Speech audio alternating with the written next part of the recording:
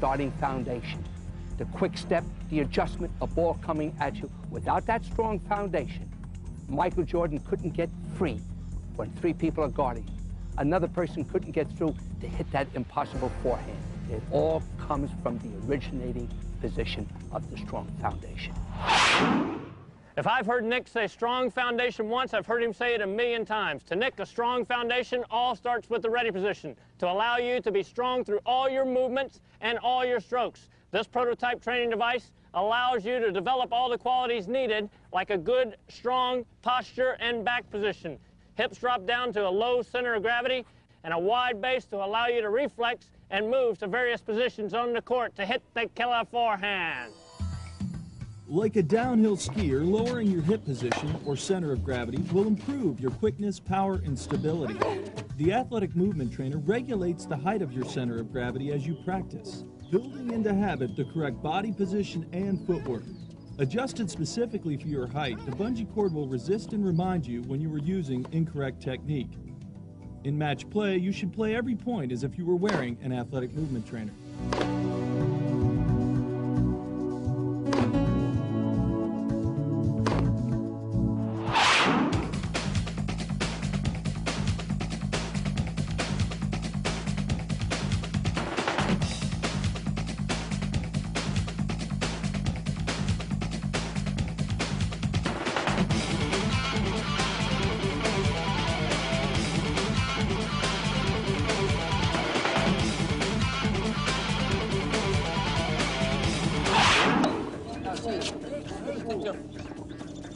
The problem I've been having with Elena is that when she goes to make contact with the ball, being a big girl especially, she lifts up. And when she lifts up, she can't get underneath the ball at all. It's impossible. Now what this helping device is doing for me is making her keep the lower part of the body down and utilize her legs. And that's what I need. I need lower body use in the ground stroke. And this is going to remind me to do that, okay? Let's try it.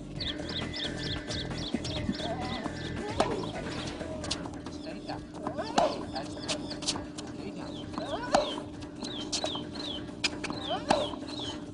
Strengthen the body. Stay down. I've really been very hesitant in using any devices in teaching the game of tennis.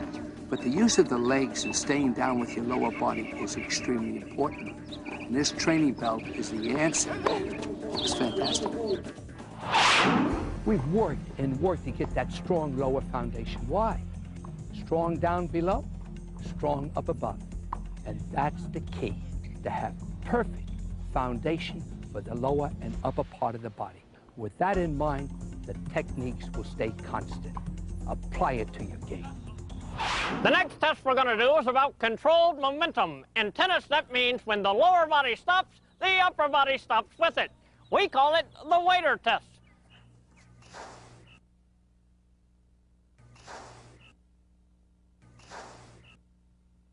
Thank you. Good stuff. In the left picture, trace the yellow line of X's athletic position. Notice his strong back posture with his weight forward on the balls of his feet. The picture on the right used to look at your athletic height. Your ideal athletic height will be approximately 1 foot lower than your standing height. That means if your normal standing height is 6 feet, your ideal athletic height will be around 5 feet.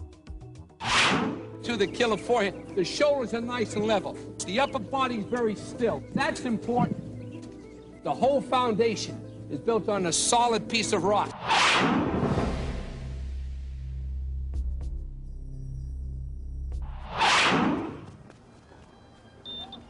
Today in the lab, we're working on the first step reaction footwork, trying to find the proper technique to go from at rest into motion, to turn your big forehand into a killer forehand. For extreme court coverage, you need an explosive reaction. The drop, step, and drive footwork proves quickest on all types of surfaces for getting to difficult balls. By shifting your weight off the outside foot and tucking the driving foot under your torso, your body weight provides traction, much like a front-wheel drive car in the snow, using the weight of the engine to give the tires traction. In one quick move, the drop step establishes upper body momentum in the direction you need to move. When the ball's only 3 or 4 steps away from you, you won't need such an explosive reaction.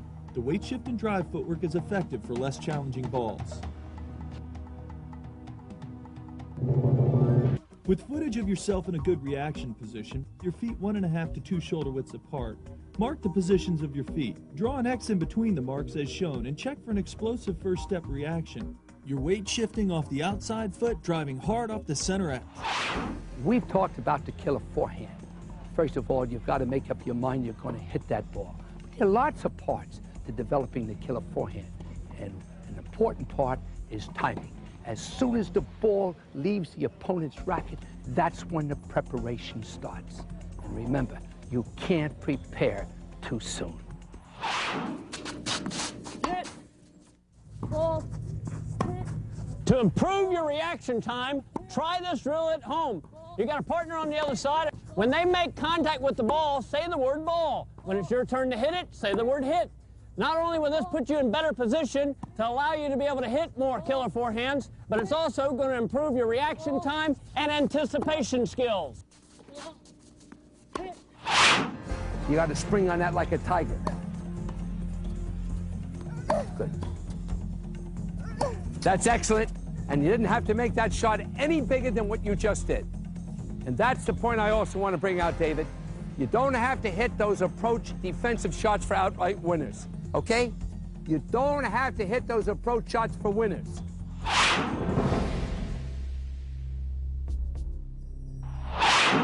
In interviews, the same question. Nick, what do you look for when you're looking for a possible professional player?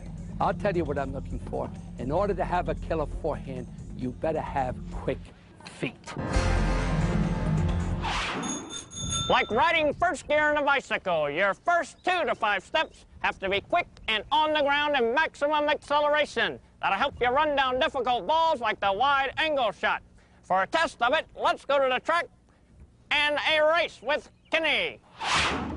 In this race, we've got the little guy on the left who will be racing in first gear versus the big man. He'll be starting off in 10th gear. The gears of a bicycle are a good comparison to footwork strides in running. When you run, first gear footwork consists of short, powerful strides, the feet pumping quickly. 10th gear footwork are long, big, reaching strides, good for maintaining speed but not quick on acceleration. For maximum acceleration getting to difficult balls, use first gear footwork. From this angle, notice that first gear sprint footwork is always on the balls of the feet. If your heels are touching the ground in the first 2 to 5 steps, you're in 10th gear. You're going to come up and catch the ball a little sooner. The more consistent you get,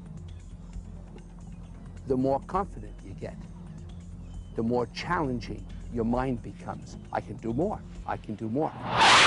Ladies and gentlemen, welcome to today's event, featuring a match between test subject X and test subject Y. Let's get it on.